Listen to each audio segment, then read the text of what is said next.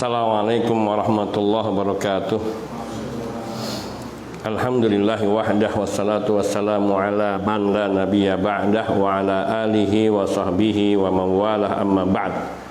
Akhwani fid din, azani Allah wa iyyakum jami'a wa rahimani wa rahimakum. Melanjutkan bahasan tentang al-ilmu wal ulama dari kitab Hayatus Salaf Bainal Qauli wal Amal, yakni sampai kepada terakhir adalah perkataan Abdurrahman bin Habib bin Azdak. Sekarang masuk kepada Ibnu Mubarak yang ditanya di depan Sufyan bin Uyainah tentang satu masalah. Nah, man Ustaz Fadl. سئل ابن المبارك رحمه الله بحضور سفيان بن عيينة عن مسألة فقال إنا نهينا أن نتكلم عند أكابرنا Inna nuhina أن نتكلم عند أكابرنا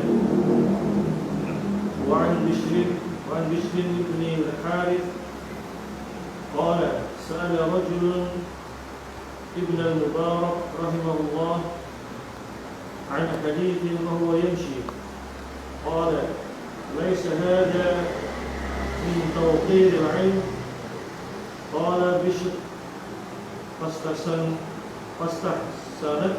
fastahsantuhu jiddan. جدا وقال إبراهيم ابن إسحاق الحربي كان عطاء بن أبي رباح رحمه الله عبدا أسودا لامرأة من أهل مكة وكان أنفه كأنه باقلة قال وجاء سليمان بن عبد الملك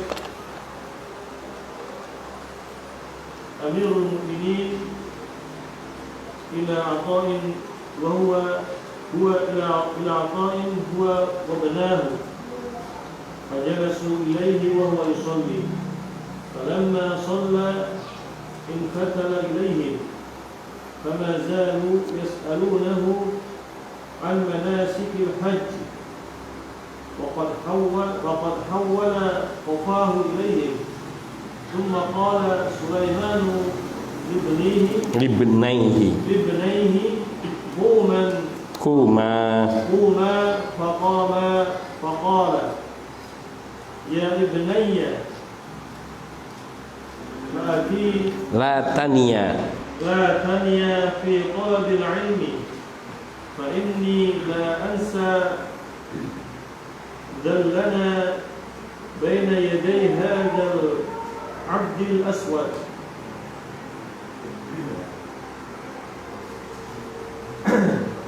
dan ditanya Ibnu Mubarak rahimahullah dengan hadiran Sufyan bin Uyainah dari sebuah masalah, maka Ibnu Mubarak menjawab, sungguhnya kami dilarang untuk berbicara di hadapan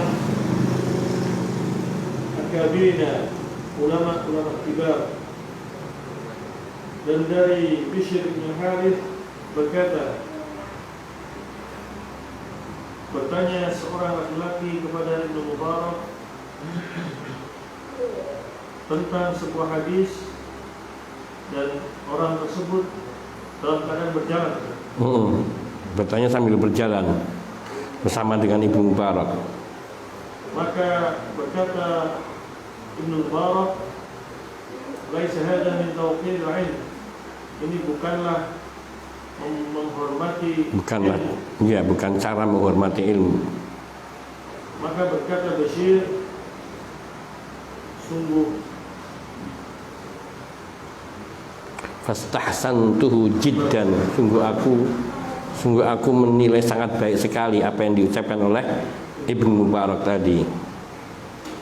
Dan berkata Ibrahim bin Ishaq Al-Harbi, dahulu Atha bin Abi Rabah rahimahullah, seorang budak yang hitam, dia mempunyai milik seorang wanita penduduk Mekah. Dahulu ada budak yang hitam milik seorang Atha bin Abi Rabah dulunya adalah seorang budak hitam, punya dari seorang wanita. Di Mekah. Pakaian ka'annahu baqilah. Yang hidungnya seperti apa? Baqilah itu seperti sayur mayur gitu. Hidungnya seperti sayur mayur. Maka berkata Ibrahim, maka datang Sulaiman ibn Abdul Malik, yang beliau adalah Amirul Mukminin, kepada Atha dan kedua putranya. Kedua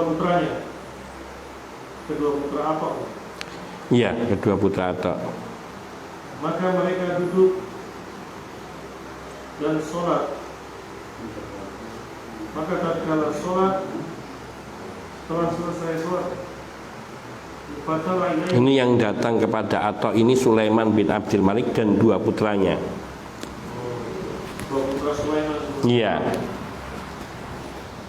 Maka mereka duduk kepadanya, dan dia sedang sholat. Di Athanya. Iya, Atha yang sedang sholat. Maka tatkala selesai sholat, ia menoleh menghadap mereka. Dan kedua anaknya. Sulaiman bin Abdul Malik dan dua putranya.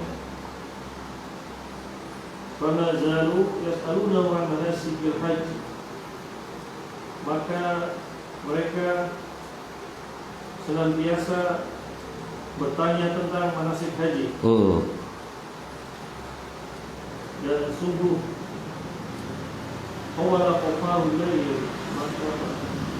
Faqad hawwala qafahu ilaihim, dan ia telah memalingkan tengkuknya kepada mereka. Artinya sudah meninggal, hampir meninggalkan mereka. Dan dia ini Athanya dan memalingkan tengkuknya kepada mereka. Artinya mulai meninggalkannya gitu. Ini kinayah, dan Atha sampai akhirnya Atha bangun meninggalkan mereka. Kemudian berkata Sulaiman kepada kedua anaknya, bangunlah kalian berdua. Maka kedua anaknya bangun. Maka berkata Sulaiman, wahai anakku, la tanya, janganlah engkau mendatangi. Janganlah engkau berputus asa atau berlambat-lambat dalam menuntut ilmu. Sungguhnya aku la ansa, tidak akan lupa. Dullana baina yaday hadzal abdil aswad. Kehinaan yang tidak akan lupa kehinaan kita. Kehinaan kita di hadapan seorang budak. Di hadapan seorang budak yang kita.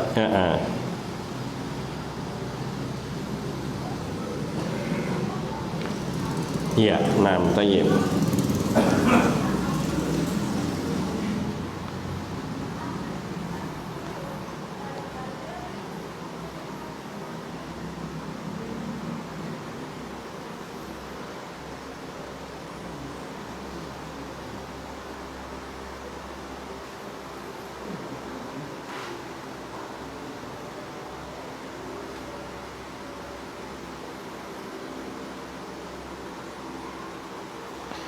Tayyib. Di sini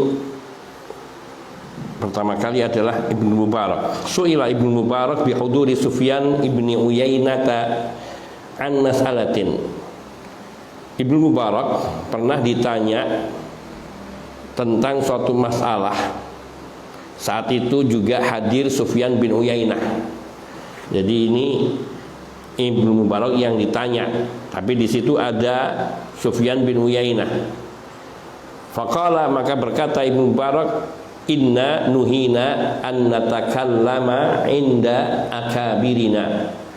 Kami dilarang untuk berbicara di depan guru-guru kami atau tokoh-tokoh kami. Maksudnya di sini adalah guru-guru kami, yaitu orang-orang yang lebih alim daripada beliau. Di sini Ibnu Mubarak mengetahui kedudukan daripada Sufyan ibnu Uyainah dalam hal ilmu. Maka maksudnya jangan tanya kepadaku, tanyalah kepada Ibnu Uyainah, Sufyan ibnu Uyainah. Seperti inilah keadaan para ulama, termasuk Abu Musa al-Asy'ari radhiyallahu ta'ala anhu. Ketika ada orang datang kepada beliau, maka beliau memerintahkan orang itu untuk bertanya kepada Abdullah ibnu Mas'ud. Beliau tidak mau menjawab, tapi menyerahkan, tanyalah kau kepada Abdullah ibnu Mas'ud. Karena Abdullah ibnu Mas'ud, beliau dipandang lebih alim oleh Abu Musa al-Asy'ari radhiyallahu ta'ala anhuma, padahal kedua-duanya adalah sahabat Nabi. Namun Abu Musa al-Asy'ari radhiyallahu ta'ala anhu memandang bahwa Abdullah ibnu Mas'ud lebih mendalam ilmunya dibanding diri beliau, sehingga ketika ada orang yang bertanya, dan di saat itu di kota itu yang hidup bersama beliau adalah bersama Abu Musa adalah Abdullah ibnu Mas'ud radhiyallahu ta'ala, maka beliau tidak mau menjawab dan menyerahkan jawabannya atau memerintahkan kepada yang bertanya untuk menanyakannya kepada Abdullah ibnu Mas'ud. Baik alasannya karena kemungkinan bukan karena Abu Musa al-Asy'ari tidak tahu jawabannya, tapi di sini seperti disyaratkan oleh para ulama bahwa Abu Musa al-Asy'ari radhiyallahu ta'ala anhu ingin menghormati dan memuliakan Abdullah ibnu Mas'ud yang lebih alim di dalam ilmu kepada beliau. Artinya tidak menunjuk kepada diri beliau. Jadi disilahkan tanya kepada Abdullah ibnu Mas'ud. Selagi beliau ada di tengah kita, tanya kepada beliau. Semacam ini bahasa yang disampaikan oleh Abu Musa al-Asy'ari radhiyallahu ta'ala. Dan ini merupakan adab seorang yang berilmu untuk memandang kepada yang lebih alim untuk memberikan jawaban atau menjadikan rujukan. Dan faedah keduanya, bila terjadi khilaf di antara keduanya, maka tidak akan terjadi benturan. Maka apa yang dijawab oleh Abdullah bin Mas'ud sudah dicukupkan itu sebagai ilmu. Meskipun barangkali kemungkinan Abu Musa al-Asy'ari pada beberapa perkara tidak sejalan atau tidak sependapat dengan Abdullah ibnu Mas'ud. Sehingga di sini paling tidak adalah menyatukan umat untuk mengikuti, yaitu satu pandangan dari seorang ulama yang jelas diyakini, diketahui bahwa kedudukan ilmunya lebih tinggi dan lebih mendalam. Ini salah satu contoh, dan itulah adabnya. Dan mereka seperti itu para ulama. Meskipun tidak selalu, tapi itulah adab yang sering dipegangi. Seperti Abdullah ibnu Mubarak di sini, beliau mengatakan inna nuhina an natakallama inda akabirina. Kami dilarang. Siapa yang melarang? Ya artinya syariat atau agama atau adab, bahwa di antara adab kita para ulama yaitu tidak menjawab pertanyaan di depan orang yang lebih alim dari dirinya. Inilah adab. Maka adab itu lebih penting daripada ilmu itu sendiri. Wa an Bishr ibn al-Harits qala, dari Bishr ibn al-Harits beliau berkata, sa'ala rajulun ibn al-Mubarak rahimahullah an haditsin wa huwa yamshi. Ada seorang yang bertanya kepada Ibnu Mubarak tentang suatu hadis yang saat itu Abdullah ibnu Mubarak sedang berjalan. Wa huwa yamshi, beliau yang berjalan. Ini hal lil maf'ul, hal yang menerangkan maf'ulnya ini Ibnu Mubarak yang ditanya oleh seseorang. Qala, kemudian Abdullah ibnu Mubarak mengatakan, laisa hadza min tawqiril ulama. Ini bukan cara menghormati, menghargai, memuliakan para al-ilm min tauqiril ilmi. Ini bukan cara menghormati, memuliakan ilmu. Beliau tidak mengatakan min tauqiril ulama untuk tidak menunjuk diri beliau sebagai orang yang alim, akan tetapi beliau menunjuk kepada ilmu, yakni bahwa menuntut ilmu itu lazimnya yaitu ketika kita mendapati guru itu dalam keadaan sedang duduk, maka kita mendekat dan menanyakan, minta izin kepadanya untuk bertanya, dan bila mengizinkan maka kita bertanya. Yaitu adabu tauqiril ilmi, adab di dalam menghormati, memuliakan ilmu. Bukan sekedar pada ulamanya, tapi kedudukan ilmunya. Sehingga Imam Malik rahimahullahu ta'ala, beliau dikenal apabila beliau sedang mengajarkan ilmu, maka beliau duduk di atas tempat kursinya beliau, kursi kebesarannya, dan Raja Harun ar-Rasyid duduk di bawah. Bukan karena ingin menghinakan Harun ar-Rasyid, tapi diterangkan oleh beliau bahwa disinilah seseorang itu harus menghargai ilmu, menghormati ilmu, memuliakan ilmu. Bukan karena beliau ini dipandang orang yang lebih mulia, tetapi beliau ingin menunjukkan kedudukan ilmu yang lebih tinggi daripada kedudukan raja ataupun yang lainnya. Sehingga dikatakan al-ilmu yu'ta wala ya'ti. Ilmu itu hendaknya yang didatangi dan tidak mendatangi. Ini adabnya. Tapi zaman ini kebanyakan ilmunya yang datang kemana-mana, keliling. Kalau dulu mereka ingin mengetahui satu riwayat, sampai harus berjalan dari satu negeri ke negeri lain untuk mencari keabsahan ataupun kesohihan dari sebuah riwayat. Qala Bishr, maka Bishr yang meriwayatkan ini berkata, fastahsantuhu jiddan, sungguh saya benar-benar menilai Abdullah ibnu Mubarak ini bagus sekali ketika dia tidak menjawab pertanyaan orang ini dengan mengatakan bukan seperti ini menghormati ilmu. Hadza laisa min tauqiril ilmi. Nah, di sini artinya bahwa bila kita ingin mengambil barokah daripada ilmu, ya hendaknya kita menanyakannya di saat ilmu itu disiapkan untuk diambil, bukan kita yang mengambil kesempatan kita untuk mengambil ilmu. Wah, saya bisanya hari sore ini, kalau enggak ya enggak bisa. Kalau mau ya kamu mau, kalau mau ya saya akan tanya kepada kamu jam ini, sore ini. Kalau selain itu saya tidak bisa. Ini artinya bahwa dia yang menyempatkan, bukan dia yang menyempatkan diri untuk mendapatkan ilmu, tapi ilmu yang disuruh menyempatkan dirinya untuk dia peroleh. Maksudnya ilmu di sini termasuk adalah para ulamanya. Maka lazimnya kita kalau hendak bertanya kepada orang yang lebih ngerti dari kita, ya kita menghargai ilmunya. Yaitu kapan orang itu berkesempatan untuk bisa menjawab pertanyaan-pertanyaan kita di dalam masalah ilmu. Adab-adab serupa ini kadang juga sudah tidak dapat atau sudah jarang dilakukan, sehingga bagian akhlak atau adab menuntut ilmu pun kadang-kadang sudah banyak yang ditinggalkan.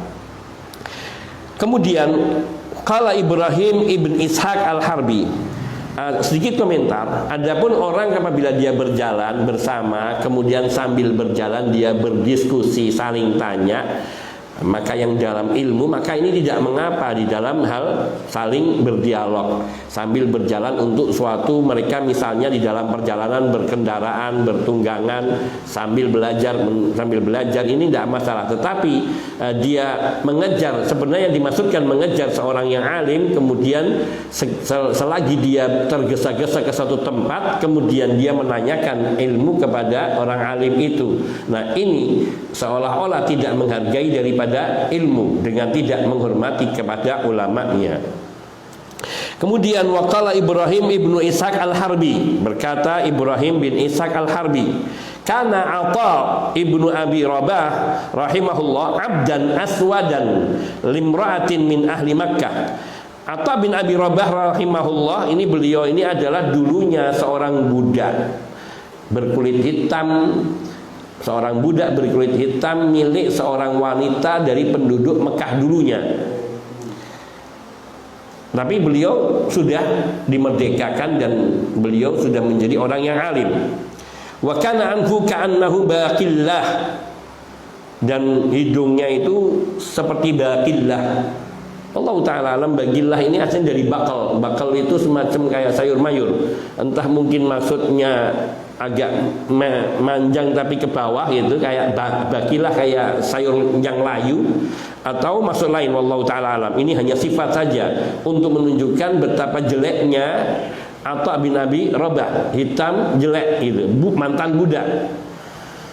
Qala Ibrahim bin Ishaq al-Arbi berkata, wajah Sulaiman ibnu Abdul Malik Amirul Mukminin ila Atha huwa wa benahu.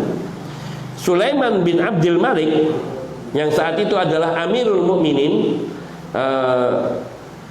imam bagi kaum mukminin.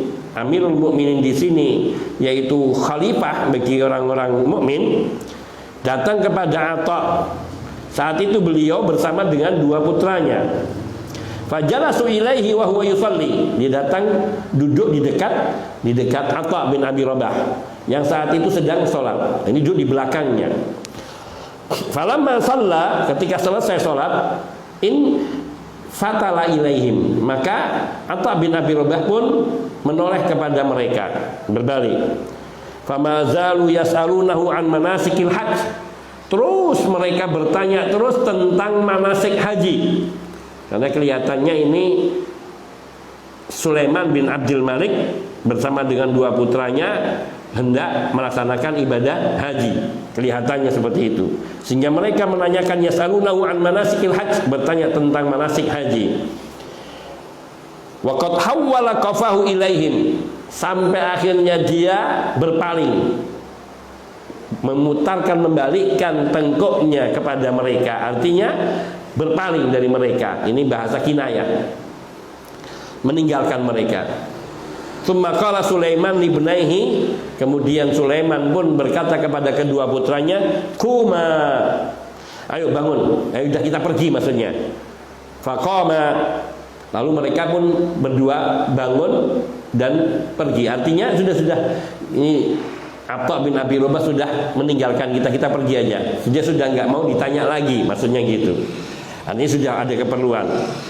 Faqala, maka berkata Sulaiman bin Abi Rabah, Sulaiman bin Abdul Malik ini berkata kepada kedua putranya, ya ibnayya, ya ibnani, aslinya gitu. Tapi karena ada harfu nida, ibnani, karena kena harfu nida, maka dia, dan kemudian ibnani li, karena dia kena harfu nida maka menjadi mudhaf, menjadi mansub, karena sebab dia mudhaf.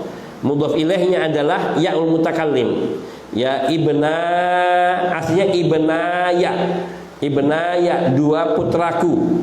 Kemudian kena huruf harfun nida, ya, sehingga apabila ada wasfun idhofi, ada struktur tarkib idhofi yang terdiri dari mudhaf ilaih, bila kemasukan huruf harfun nida maka mudhafnya dimansubkan. Karena ini musanna, maka mansubnya adalah dengan ya, ya'u itsnain, sehingga bunyinya ya ibnayya, ya ibnayya, ya ibnaini li, sehingga disebutnya ya ibnayya, wahai kedua putraku, ya ibnayya, wahai kedua putraku. La taniya fi talabil ilmi, jangan pernah bosan, putus asa, jenuh, berhenti dari menuntut ilmu. Ini makna taniya itu, jangan kamu berhenti menuntut ilmu. Fa inni la ansadul lana baina yaday hadzal abdil aswad, sungguh aku tidak akan lupa kehinaan kita di hadapan seorang budak hitam ini. Karena Atha bin Abi Rabah ini mantan budak, tapi disebutnya tetap sebagai budak. Dan dia hitam menunjukkan bahwa budak-budak hitam itu lebih rendah mereka derajatnya di mata manusia pada zaman itu. Tetapi kedudukannya saat itu menjadi mulia karena dengan ilmu. Sehingga raja pun, Amirul Mukminin pun bertanya kepada seorang budak karena kedudukan ilmunya lebih tinggi daripada dirinya. Dia tidak sedang menghinakan kepada Atha bin Abi Rabah, tapi ingin menyemangati kepada dua putranya bahwa sungguh kedudukan ilmu itu sangat mulia, sehingga dia mengangkat derajat seorang budak yang berkulit hitam pun dia terangkat derajatnya dengan sebab ilmunya. Sehingga sang raja seperti saya, Amirul Mukminin seperti saya, dan kalian sebagai anak-anak saya pun harus kalah, tidak bisa memaksa dia untuk duduk melayani kita, menjawab semua pertanyaannya. Dia hanya menjawab sampai dia merasa sudah cukup, maka Atha bin Abi Rabah pergi, tidak peduli itu raja atau bukan. Di sini menunjukkan bahwa Atha bin Abi Rabah ini dimuliakan oleh Allah dengan ilmu, dan sungguh Allah sedang menghinakan Sulaiman bin Abdul Malik dan dua putranya yang beliau ini seorang raja atau khalifah bagi kaum mukminin, karena beliau yang datang kepada Atha bin Abi Rabah. Dan di sini juga ada kedudukan ilmu yang tinggi. Bukan Atha bin Rabah dipanggil untuk menghadap Amirul Mukminin, tetapi Amirul Mukminin inilah bersama kedua putranya yang datang kepada Atha bin Abi Rabah yang mantan budak ini untuk bertanya kepada beliau tentang masalah manasik haji dan sejenisnya. Di sini harus diperhatikan, jangan dipandang bahwa Atha bin Abi Rabah ini menjadi sombong, akan tetapi untuk menunjukkan ketinggian ilmu dan kemuliaan ilmu. Dan mungkin beliau ada urusan yang harus diselesaikan. Akan tetapi Sulaiman bin Abdul Malik merasa bahwa saat itu ia benar-benar terhina, berada rendah di hadapan Atha bin Abi Rabah. Wallahu ta'ala alam. Nah, man yakra Ustaz Najmuddin.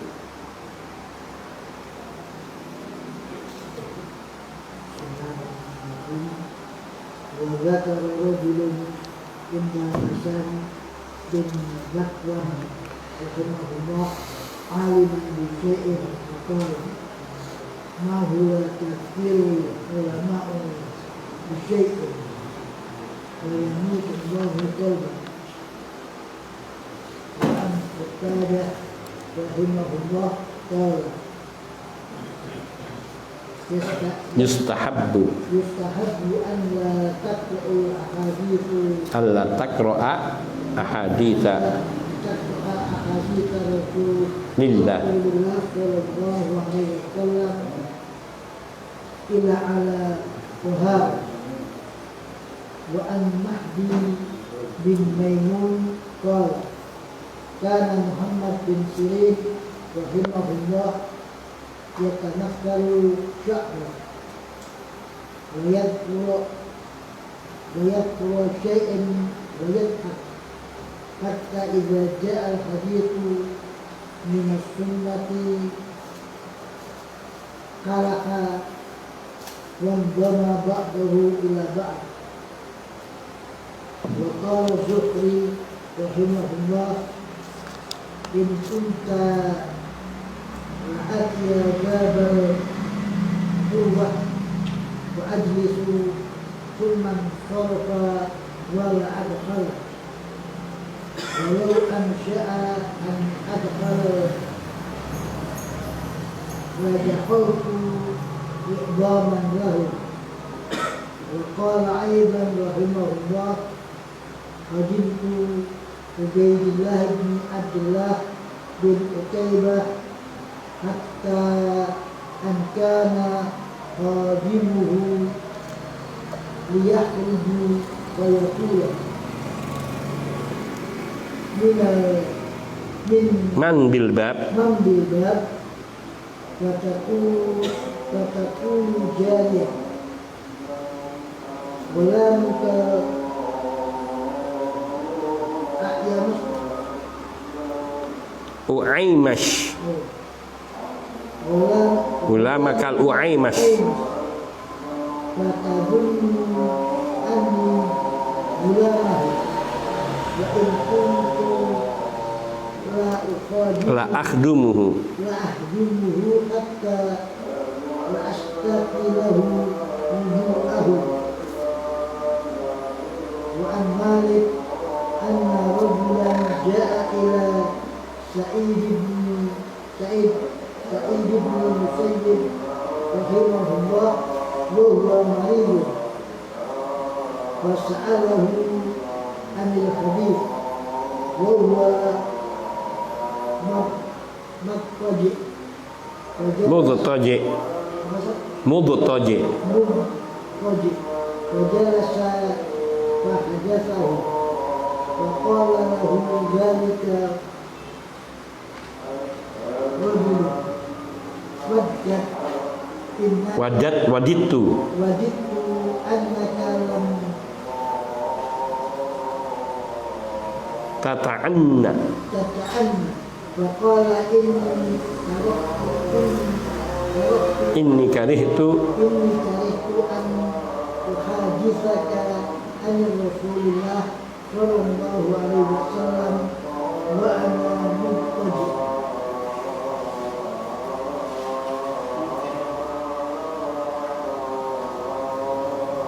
nah kita dengarkan dulu.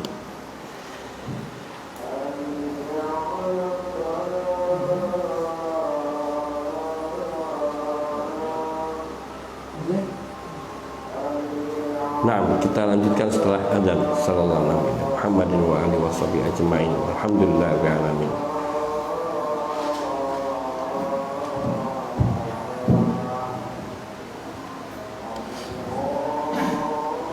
Allahu Akbar, Allahu Akbar,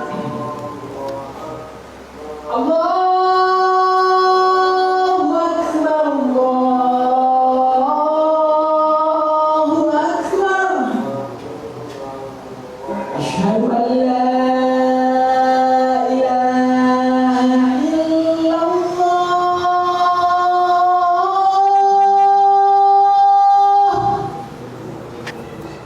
أشهد أن لا إله إلا الله. أشهد أن محمدا رسول الله. أشهد أن محمدا رسول الله. حي على الصلاة، حي على الصلاة،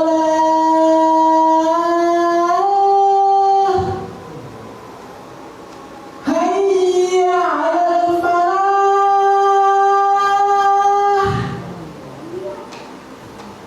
حي على الفلاح.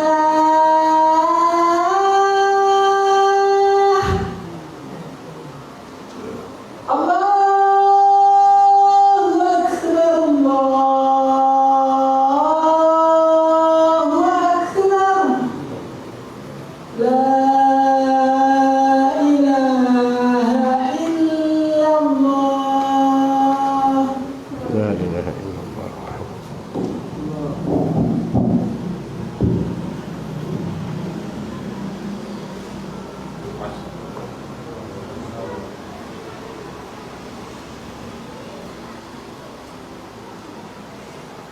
Berkata seorang laki-laki di sisi Hasan bin Bakar rahimahullah yang minta sesuatu. Seseorang yang menyebut di hadapan Al Hasan bin Dakwan rahimahullah, seorang alim, yaitu dengan sesuatu yang tidak mengenakan, artinya menjelekkan atau mengkritik atau mengomentari seorang yang alim.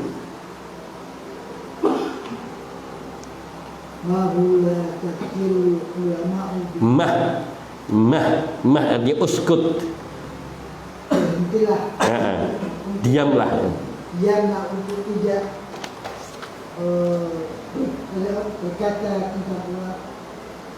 berkata sesuatu tentang ulama. Fayumitullahu qalbak. Fayumitullahu qalbak.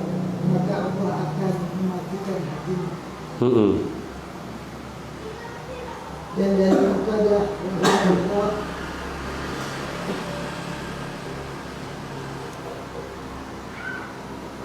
dia menyukai untuk tidak membacakan hadis Rasulullah Shallallahu Alaihi Wasallam kecuali dalam keadaan suci. Iya. Dan dari Mahdi bin Maimun, dia berkata, sesungguhnya Muhammad bin Sirin rahimahullah yatamathalu syi'ra. Yatamathalu syi'ra itu membuat pantun dengan syair. Artinya membuat kalimat-kalimat syair. Yatamathalu syi'ra wa yadhkuru syai', kemudian membuat pantun-pantun jenaka itu. Wa yadhhak. Dan dia tertawa sehingga sampai kepadanya sebuah hadis dari sunnah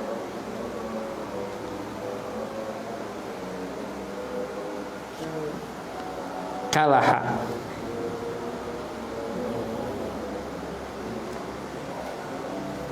Kaliha itu cemberut, masam.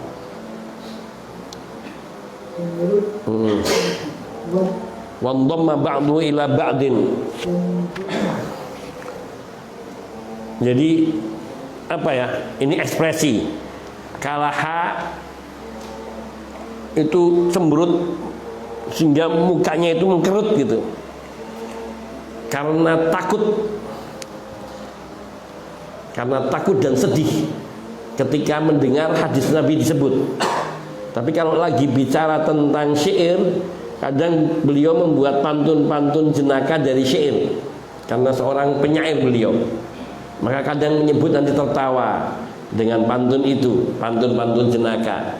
Tapi ketika datang kepada beliau hadis dari Nabi, dari sunnah, maka beliau mukanya menunjukkan dhamma ba'du ila ba'din, mengkirut gitu. Masam apa gimana ya? Keriput gitu ya. Jadi mukanya itu menjadi ketakutan, menunjukkan wajah yang ketakutan dan sedih. Nah, itu Muhammad Ibnu Sirin. Artinya ketika yang disampaikan adalah hadis atau berbicara tentang hadis, maka beliau serius karena takut. Tapi kalau bicara tentang syair, beliau bisa sampai bergurau, bersenda gurau gitu. Nah, yang berkata Az-Zuhri rahimahullah, jika kamu mendatangi Urwah, maka duduklah sampai in kuntu la'ati baba Urwah, kalau aku sudah datang ke pintu Urwah, fa ajlisu hatta ansarifa wala adkhul, maka aku duduk, kemudian aku pergi dan aku tidak masuk. Artinya kalau aku datang di depan pintu Urwah, itu pintu Urwah bin Zubair atau apa gitu. Urwah bin Zubair ini seorang cucu atau putra dari Zubair bin Awam. Urwah bin Zubair, seorang tabi'in. Maka Az-Zuhri mengatakan in kuntu la'ati baba Urwah, sungguh aku datang di depan pintu Urwah. Fa ajlis, lalu aku duduk. Tsumma ansarif, kemudian aku pergi, wala adkhul, dan aku tidak berani masuk. Wala wasya'an adkhul la dakhaltu 'idhaman lahu. Dan seandainya aku mau untuk masuk, niscaya aku akan masuk untuk memuliakan beliau. Ini karena kedudukan ilmu. Nah, dan dia berkata juga, dan Zuhri juga berkata, saya melayani Ubaidullah bin Abdullah bin Utaibah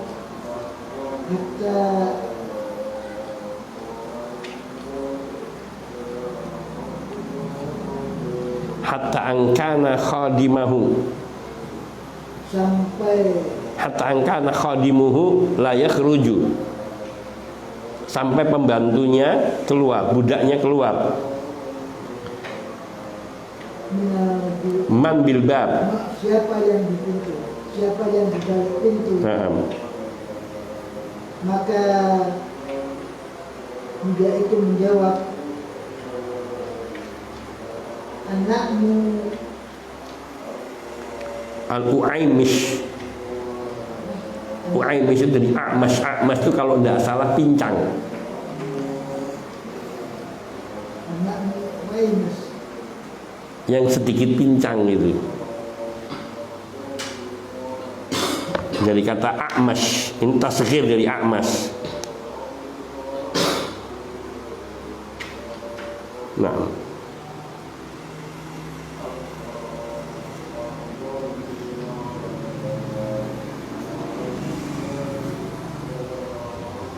maka aku menyangka, pandangan matanya yang buta. Du'ufa basaru aini ma'a sayrani dam'iha fi aktsaril awqat.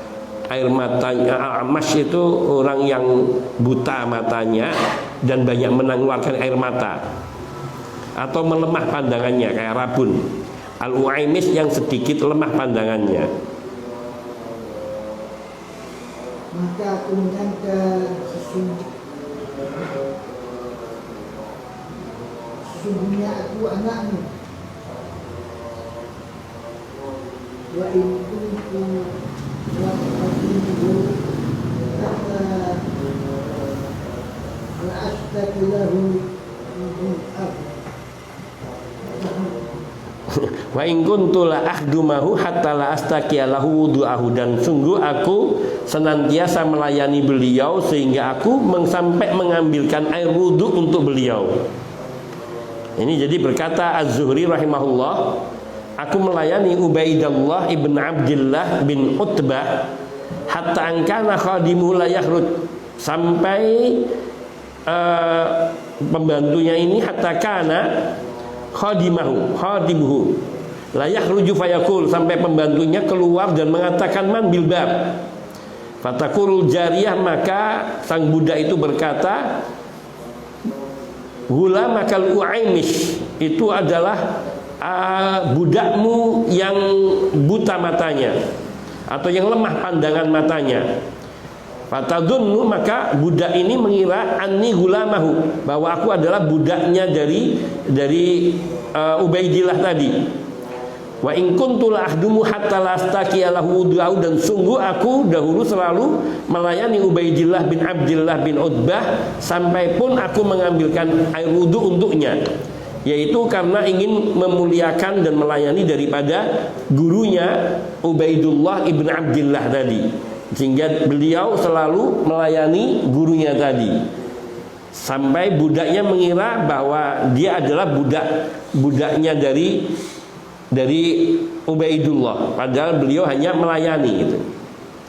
Nah, dan dari Malik, sesungguhnya seorang laki-laki datang kepada Sa'id bin rahimahullah, dan dia sedang sakit. Maka orang laki-laki ini bertanya tentang hadis, dan Sa'id bin Musayyib sedang berbaring. Wajalasa wa hadithahu, maka kemudian dia duduk dan membacakan hadis tersebut, hadis untuknya. Maka dikatakan padanya yang demikian itu, maka seorang laki-laki berkata padanya, wajadtu annaka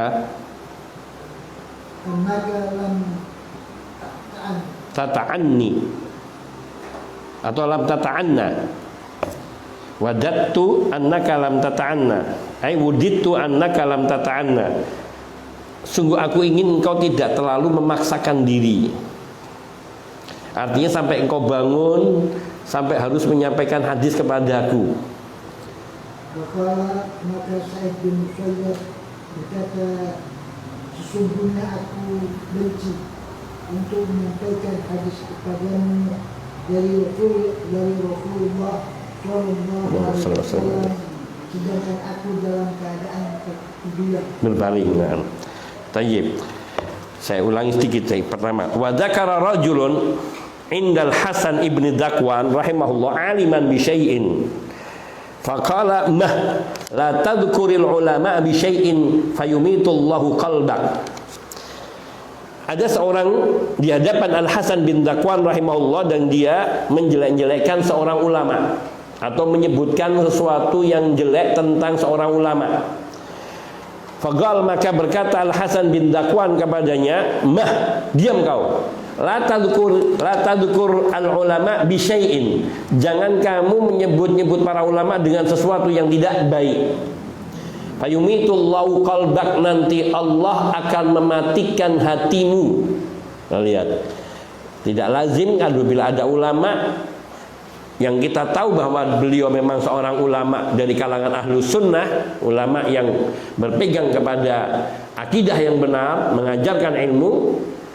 Meskipun beliau melakukan kesalahan, tidak boleh kita menjelekkannya.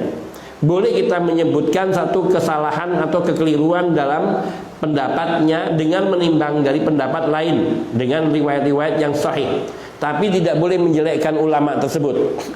Si fulan percuma, beliau ini, orang ini suka gini, orang ini ilmunya dangkal dan sebagainya. Orang yang seperti ini fayumitullahu qalbah, dikhawatirkan Allah akan mematikan hatinya. Karena mencela ulama bisa menyebabkan hati itu mati. Apa buruknya hati mati? Sehingga ilmu itu tidak bermanfaat baginya. Artinya tidak bermanfaat ketika dia membaca buku para ulama atau membaca hadis atau membaca Al-Quran, hatinya tidak tersentuh dengan ilmu tersebut, karena hatinya seperti sudah mati. Kalau hati itu sudah mati, maka ibaratnya dia diingatkan neraka pun dia tidak takut. Diingatkan dengan surga, tidak ada keinginan untuk mendapatkan surga. Artinya tidak ada dorongan untuk menginginkan surga itu. Nah, ini bahaya daripada mencela para ulama. Sehingga kadang mungkin ini yang terjadi pada kita, karena mungkin barangkali kita suka melakukan hal-hal yang menyebabkan hati itu mati. Yang menyebabkan hati itu mati itu banyak. Nah, salah satunya adalah, diantaranya adalah mencela seorang ulama, Dan banyak juga hal-hal termasuk mencela satu syariat dari Nabi Sallallahu Alaihi Wasallam. Apalagi sampai menghina Nabi Sallallahu Alaihi Wasallam. Tentu ini sesuatu yang berbahaya, yang bisa menyebabkan hati itu menjadi mati. Apabila hati itu mati, maka nasihat yang baik kayak apapun tidak menyentuh hatinya, tidak dapat menyadarkannya, tidak membuatnya bisa berubah. Nah, ini berbahayanya apabila hati itu telah mati. Sehingga fi qulubihim maradun fazadahumullahu marada. Hatinya terdapat penyakit dan Allah akan menambahkan penyakit di dalam hatinya. Kemudian wa'an Qatadah rahimahullah qala yustahabbu alla taqra'a ahaditsa Rasulillah sallallahu alaihi wasallam illa ala taharah. Diriwayatkan dari Qatadah rahimahullah, beliau berkata, disukai, dianjurkan engkau jangan membaca hadis-hadis Rasul Shallallahu Alaihi Wasallam kecuali dalam keadaan suci. Artinya kalau kita mau duduk di majelis ilmu, mau mengajar, menyampaikan hadis, atau kita mau membuka kitab hadis, mau membaca hadis-hadis Nabi, ini tingkatannya hadis, apalagi Quran. Artinya kita dianjurkan untuk dalam keadaan suci, yaitu satu untuk menghormati dan beradab dengan ilmu, dengan hadis Rasul Shallallahu Alaihi Wasallam. Itu adab yang mulia. Sehingga di sini kita diajarkan untuk banyak menjaga kesucian diri dengan banyak berwudu, menjaga wudu kita. Maknanya bila batal, kalau kita hendak membaca kitab para ulama atau kitab-kitab hadis Rasul Shallallahu Alaihi Wasallam, maka hendaknya kita bersuci terlebih dahulu, sehingga kita benar-benar telah mendudukkan hadis Nabi Shallallahu Alaihi Wasallam sebagai sesuatu ilmu yang kita hargai dan kita muliakan. Kemudian wa an Mahdi ibn Maimun, an Mahdi ibn Maimunah qala kana Muhammad bin Sirin rahimahullah yatamatsalu syi'ra wa yadhkuru syai'a wa yadhaku hatta idza jaa al-haditsu minas sunnati kalaha wa dhamma ba'duhu ila ba'din. Muhammad ibn Sirin rahimahullah, sebagaimana dikatakan oleh Muhammad Mahdi bin Maimun, beliau dahulu suka membacakan syair atau suka berpantun dengan syair. Dan wayadhkuru syai' wa yadhak, menyebut sesuatu dan kemudian beliau tertawa. Artinya Muhammad bin Sirin ini gemar dengan sedikit canda. Hatta idza ja'al haditsu minas sunnah, namun kalau sudah sampai kepada hadis, yang hadis itu dari sunnah Nabi SAW, pembicaraan tentang sunnah Nabi, kalaha, maka wajahnya cemberut, wa dhamma ba'du ila ba'din, sehingga sebagiannya itu menyatu dengan sebagian yang lain. Jadi cemberut, kayak semacam sedih, takut gitu, khawatir. Ini karena menghormati dengan ilmu. Meskipun beliau suka bercanda, tapi bila sudah bicara tentang ilmu, tentang sunnah Nabi Sallallahu Alaihi Wasallam, maka beliau berbicara serius dan tidak main-main. Itu intinya seperti itu. Dan ini termasuk adab berilmu. Jangan sampai kemudian kita menyebut hadis-hadis Nabi dengan kelakar, guyon, apalagi jadikan bahan guyonan. Maka ini yang demikian tidak dibenarkan.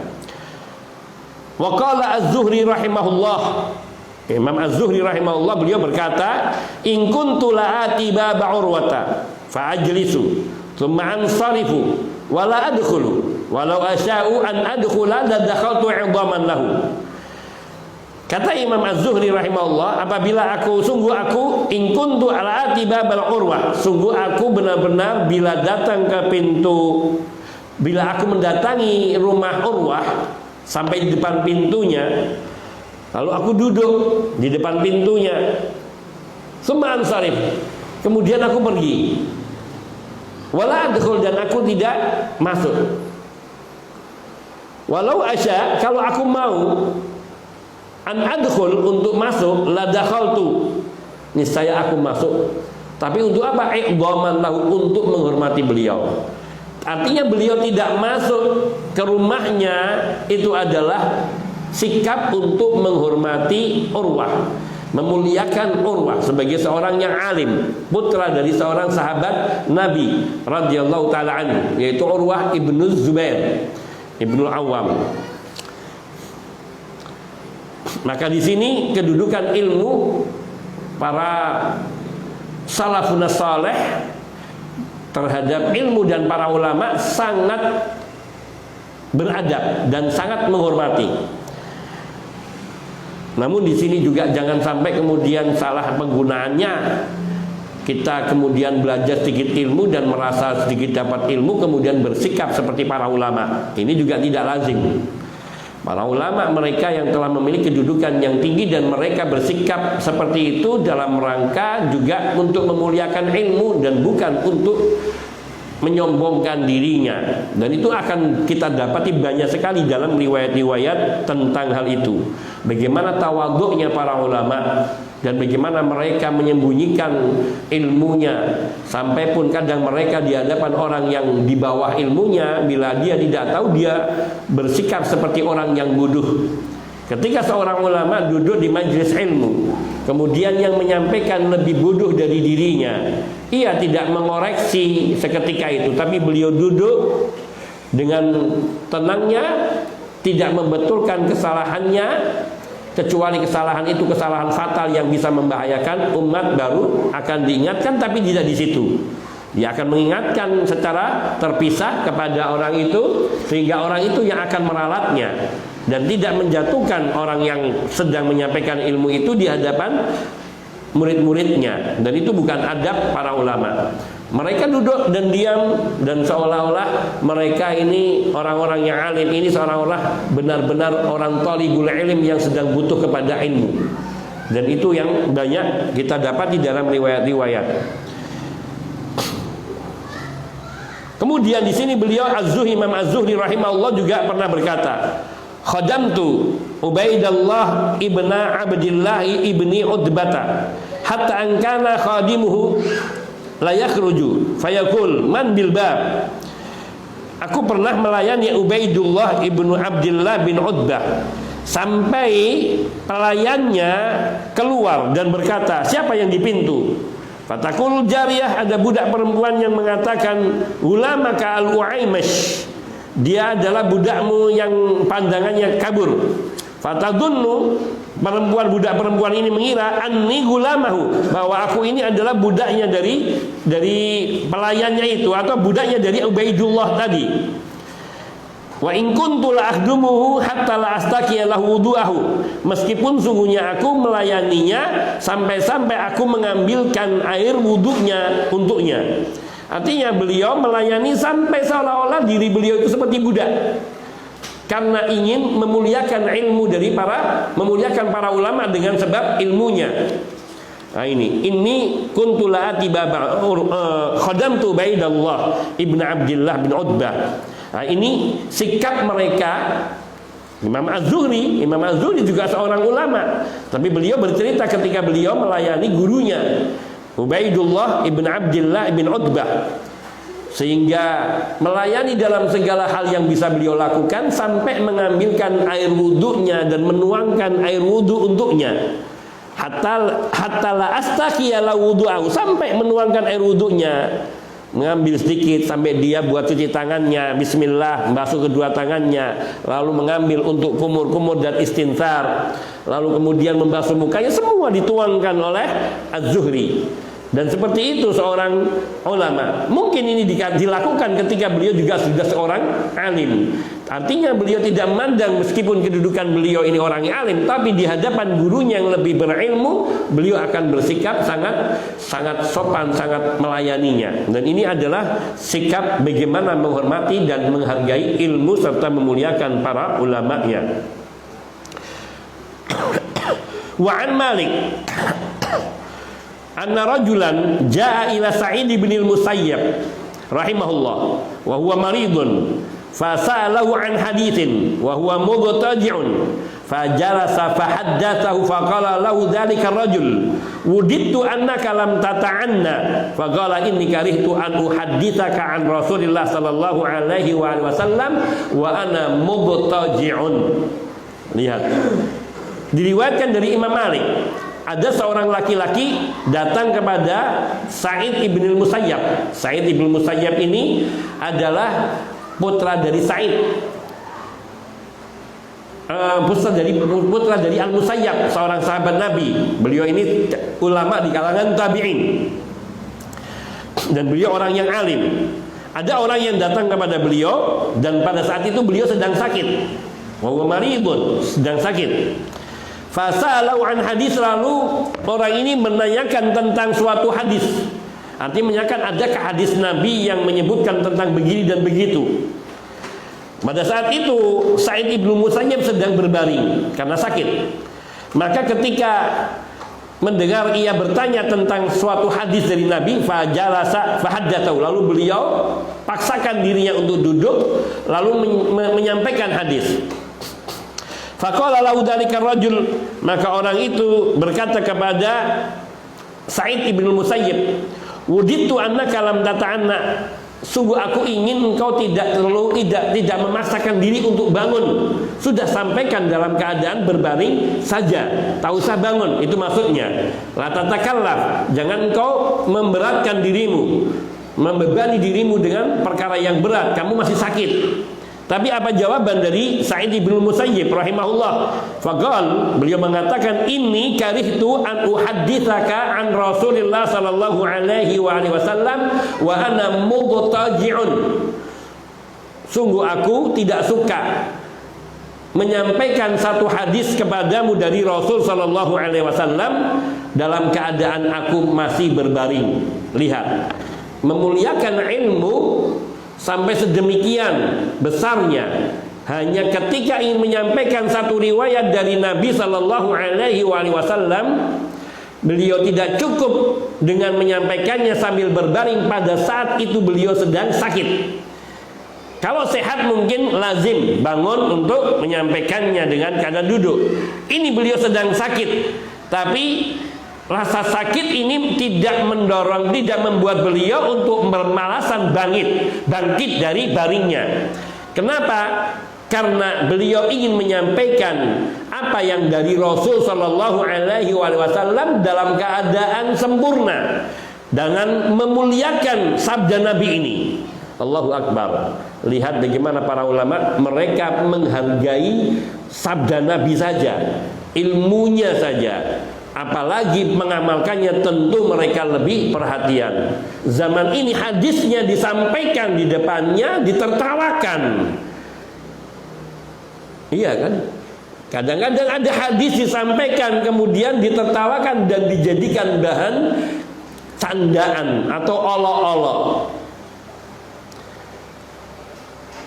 Padahal para ulama salaf terdahulu seperti Sa'id ibn Musayyab, seorang putra dari sahabat Nabi dan seorang yang alim, beliau untuk menyampaikan sebuah hadis dari Nabi pada saat beliau sedang sakit tidak cukup menyampaikannya dengan berbaring, bahkan bangun, karena ingin memuliakan sabda Nabi sallallahu alaihi wasallam. Naam, ini ada berapa? Man, Iqra. Iqra. Ustaz Mutakin.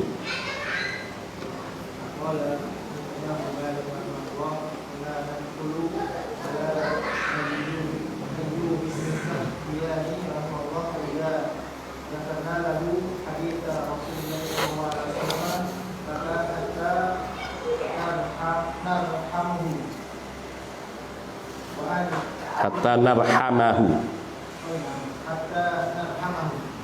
wa an ibni abi Uwais qala kana Malik bin Anas rahimahullah idza arada an yuhadditha tawaddaa fajalasa ala sadri firashihi lihiyatahu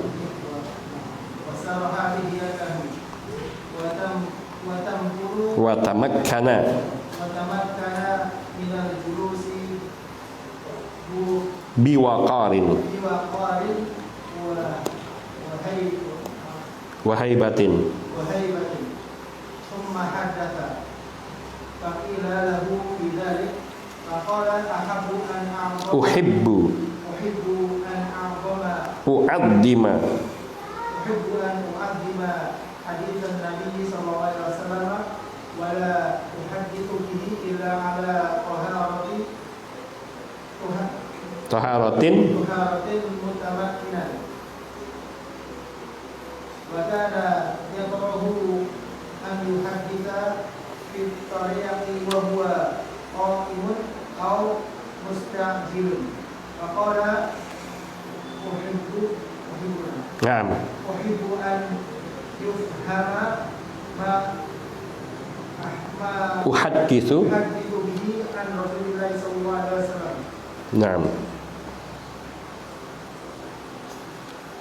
Kata Imam Malik, dahulu kami masuk ke rumah Ayyub bin Sakhtiyani, maka ketika kami menyebutkan untuknya sebuah hadis Rasulullah SAW, maka dia menangis. Dia menangis sehingga kami merasa kasihan terhadapnya. Iya, sampai iba kami. Dari Ibnu Abi Uwais, dia berkata, dahulu Malik bin Anas rahimahullah, jika dia ingin untuk membacakan hadis, dia berwudu kemudian dan duduk di atas perut. Bukan, sodri di sini maksudnya di depan, di ujung rasurnya, di tepi kasurnya. Wasaroha lihiyatahu, iya, merapikan. jenggotnya. Watamat kana minal julusi, tamat karena duduk dengan mantap, memantapkan duduknya dengan tenang, wahaibah penuh dengan kewibawaan. Kemudian dia menyampaikan hadis. Fakila lahu bidzalik, maka dikatakan kepadanya untuk hal ini. Faqala, maka dia berkata, saya menyukai untuk memuliakan hadis Nabi SAW, dan saya tidak membacakan hadis kecuali dengan bersuci, mutamakinan, illa ala taharatin mutamakinan, kecuali dengan keadaan suci dan duduk dengan sempurna itu. Maka yakrahu, dan dia membenci an yuhadditha, untuk membacakan hadis fi tariqi, di jalan, wa huwa qa'imun, dan dia dalam keadaan berdiri, atau mustajilun, atau dia dalam keadaan tergesa-gesa. Waqala, dan dia berkata, uhibbu an yufhama, saya menyukai untuk difahami, untuk difahami dari apa yang saya bacakan hadis tersebut dari Rasulullah SAW. Naam. Wa qala al-Imam Malik rahimahullah, berkata Imam Malik rahimahullah, ini Imam Malik, lihat guru kita, artinya ulama kita, imam kita. Beliau mengatakan, menceritakan, kunna nadkhulu ala Ayyub As-Sakhtiyani rahimahullah. Dahulu pernah kami masuk menemui Ayyub As-Sakhtiyani rahimahullah. Artinya beliau tidak sendirian, kami banyak.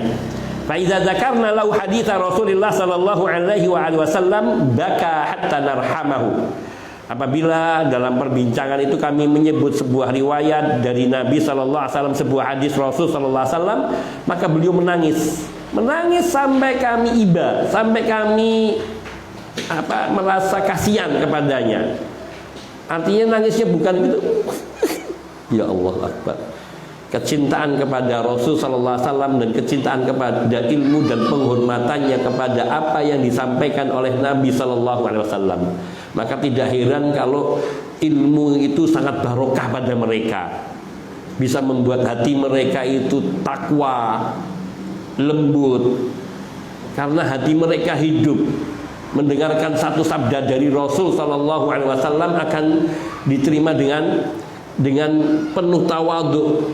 Tidak ini mendengar satu riwayat dari Nabi bahwa Allah turun ke langit dunia, kemudian kalau gitu Allah nggak pernah naik di dunia terus karena bumi ini berputar. Di sini pagi, sebelum sini ada pagi terus. Ini mempermainkan hadis Rasul sallallahu alaihi wasallam. Bagaimana seorang yang mengaku dirinya ulama, kemudian dia mempermainkan sabda Nabi sallallahu alaihi wasallam. Di mana tawadhu'nya di hadapan sabda Rasul sallallahu alaihi wasallam. Terlebih lagi itu hadis qudsi. yaitu apa yang disampaikan Nabi dari Allah Subhanahu wa taala, bahkan Allah yang berfirman, hanya bahasanya dari Nabi. Bagaimana beda sekali. Maka ilmu para ulama salaf itu benar-benar barokah. Dan ini lihat bagaimana Imam Malik rahimahullah menyaksikan gurunya Al-Ayyub As-Sakhtiyani menangis hanya karena mendengar sebuah sabda dari Rasulullah sallallahu alaihi wasallam. Wa an Ibni Abi Uwais qala, diriwayatkan dari Ibnu Abi Uwais, beliau berkata, kana Malik bin Anas rahimahullah idza arada ay yuhadditsa tawaddaa wa jalasa ala sadri firashihi. Sadri ini tengah kasurnya, jadi tengah permadaninya. Wasarraha lihyatahu, kemudian merapikan jenggotnya. Wa tamakkana minal julusi biwaqarin wa haibah, kemudian beliau memantapkan duduknya dengan tenang dan penuh wibawa. Tsumma haddatsa faqila lahu fi dzalika faqala uhibbu an u'azzima haditsan nabi sallallahu alaihi wasallam wa la uhadditsu bi illa ala taharatin mutamakkinan wa kana yakra ayuhadditha fit tariqi wa huwa qa'imun aw musta'jil faqal uhibbu an yufhama ma uhaddithu bihi an Rasulillah sallallahu alaihi wasallam. Imam Malik bin Anas rahimahullahu taala ketika beliau ingin atau hendak menyampaikan sebuah riwayat dari Nabi, menyampaikan sebuah hadis dari Nabi sallallahu alaihi wasallam, maka beliau berwudu terlebih dahulu. Artinya kalau beliau hendak membacakan hadisnya di majlisnya, yaitu kitab Muwatta, maka sebelumnya beliau berwudu. Meskipun tidak untuk sholat, meskipun bukan perkara yang wajib, meskipun tidak berdosa orang membacakan hadis Nabi tanpa wudu, akan tapi beliau berwudu terlebih dahulu. Kemudian beliau setelah itu duduk di tengah firasnya. Sadrun itu wasatun, bisa juga disebut permulaan, yakni duduk di atas permadaninya ataupun kasurnya. Wasarraha liyatahu, kemudian merapikan jenggotnya. Wa tamakkana minal julus biwaqarin wa haibah, beliau mantapkan duduknya dengan tenang dan penuh haibah. Dengan haibah, yaitu wibawa. Bukan untuk menunjukkan kesombongannya, tapi untuk memuliakan hadis Rasul sallallahu alaihi wasallam yang hendak beliau sampaikan. Karena para ulama ketika menyampaikan sebuah hadis dari Nabi sallallahu alaihi wasallam, mereka merasakan bahwa dahulu kalimat ini keluar dari mulut Nabi sallallahu alaihi wasallam bersamaan dengan nafasnya. Maka itu yang hendak beliau sampaikan, sehingga beliau bersikap sedemikian rupa. Setelah itu summa haddatsa, baru beliau menyampaikan hadis, membacakan hadis kepada murid-muridnya. Faqila lahu fi dzalika, lalu ditanyakan kepada beliau mengenai sikap beliau yang seperti itu. Kenapa sih kok harus pakai wudu dulu, duduk dengan tenang, dengan penuh kewibawaan, baru kemudian menyampaikan hadis? Kenapa nggak langsung saja? Apa yang beliau katakan? Faqal uhibbu an u'azzima haditsan Nabi sallallahu alaihi wasallam, karena aku ingin memuliakan, mengagungkan hadis Nabi sallallahu alaihi wasallam. Ini apa maknanya? Jangankan nabinya, hadisnya saja beliau muliakan, beliau agungkan. Apalagi Nabi sallallahu alaihi wasallam yang menyampaikan hadis itu.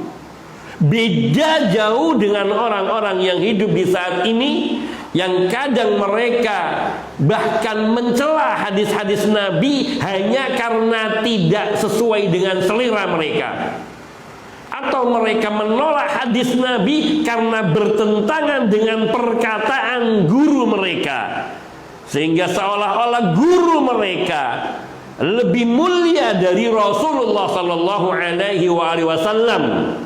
Disinilah betapa kebodohan itu telah menguasai banyak umat ini, sebab tidak mengetahui kemuliaan ilmu yakni ilmu yang bersandar kepada sanad yang sahih, ilmu yang bersumber dari kebenaran, yaitu dari Allah dan Rasulnya sallallahu alaihi wasallam. Maka bagaimana sikap Imam Malik ini sangat baik sekali bagi buat pelajaran bagi kita. Beliau mengatakan, uhibbu an u'addima hadisan Nabi sallallahu alaihi wasallam, karena aku ingin memuliakan hadisnya Nabi sallallahu alaihi wasallam. Ini menunjukkan sekiranya Imam Malik rahimahullah taala hidup di masa Nabi sallallahu alaihi wasallam, maka beliau akan lebih memuliakan Nabi sallallahu alaihi wasallam seperti beliau memuliakan hadis beliau. Maka kalau itu memang orang mencintai Nabi dan mengaku sebagai umatnya Nabi sallallahu alaihi wasallam, maka minimal kalau kita tidak bisa memuliakan Nabi yaitu di masa hidup beliau, kita memuliakan Nabi melalui pemuliaan kita terhadap sabdanya. Dengan bagaimana ketika kita menyampaikan sebuah sabda dari Nabi sallallahu alaihi wasallam dalam keadaan suci, bersih, duduk sempurna dengan penuh keteguhan dan kemantapan, kehusyuan, waqar, ketenangan, khusyuk, haibah, dengan penuh kesempurnaan duduk, sehingga yang disampaikan dari Nabi ini didengar dengan jelas dan difahami dengan jelas.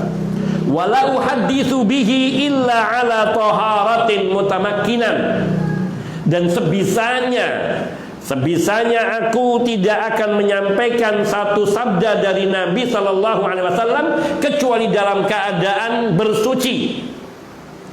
Dalam keadaan bersuci. Wa kana yakrah, kemudian dikomentari oleh Ibn Abi Uwais dan Anas bin Malik rahimahullahu taala, beliau tidak suka ayyuhaditsa fit tariq, menyampaikan hadis Nabi di jalan. Wa huwa qaimun aw musta'jil, baik saat itu beliau sedang berdiri atau sedang tergesa-gesa. Tidak suka. Lazimnya seorang ketika hendak bertanya tentang hadis Nabi, yakni tanyalah kepada seorang yang tahu dalam keadaan yang baik, yaitu ketika sedang duduk atau dia dalam keadaan posisi yang baik, posisi duduk. Atau semisal yang dilakukan oleh Sa'id ibnul Musayyib ketika ia sedang berjalan atau sedang berbaring untuk menyampaikan sebuah hadis dari Nabi, maka ia bangkit dan duduk, atau dia mencari tempat duduk baru menyampaikan hadis dari Nabi sallallahu alaihi wasallam. Nah, ini kebiasaan Imam Malik rahimahullahu taala. Lalu bagaimana mungkin sampai kemudian seseorang mencela para ulama yang mereka begitu memuliakan hadis Rasul sallallahu alaihi wasallam.